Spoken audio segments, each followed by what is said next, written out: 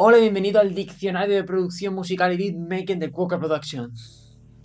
Si tienes alguna sugerencia sobre qué debo explicar en este diccionario, escríbeme por Instagram. En este vídeo te explicaré qué es eso de sample y qué es un sampler. Un sample es un sonido, generalmente es un fragmento casi extraído de una canción, que en resumen modificas para crear tu instrumental. Los raperos más importantes de la vieja escuela rapeaban todos sobre samples. Dr. Dre, Eminem, Missy Elliott. El beatmaker de entonces creaba sus instrumentales usando estas técnicas de sampling. ¿Y cómo se modifica un sample?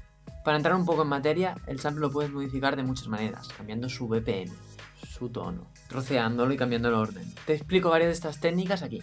¿Y entonces qué es un sampler? Con R. Son instrumentos electrónicos físicos o virtuales que son capaces de generar sonido, pero a diferencia de un sintetizador que produce esos sonidos, reproduce fragmentos o samples que se han grabado antes. Y desde estos mismos aparatos ya se puede ajustar el BPM, el tono, etc. Un ejemplo de sampler actual que deberías tener en tu DAW es el Kontakt de Native Instruments. El sample en sí puede ser un ritmo de batería, un simple golpe de esa batería, una voz, un efecto especial como el de una sirena, cualquier sonido. Ahora están integrados con los DAW y una vez que sabes cómo funciona es muy fácil de manejar. Pero aviso para navegantes, samplear sin permiso ahora se considera una infracción de copyright. Si has hecho un beat con un sample que no te pertenece y lo vendes, tienes que asegurarte que tu cliente sepa qué se tiene que hacer con los derechos de ese sample.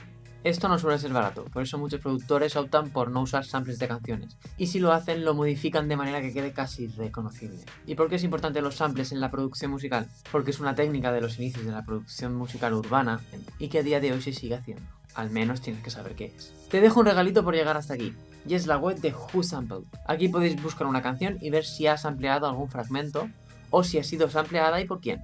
Y ya está, gracias por llegar hasta aquí. Si te ha gustado suscríbete y dale a los botones de like y estas cosas. Y si todavía no te has cansado de mí, vete al siguiente vídeo. Un abrazo. ¡Yep!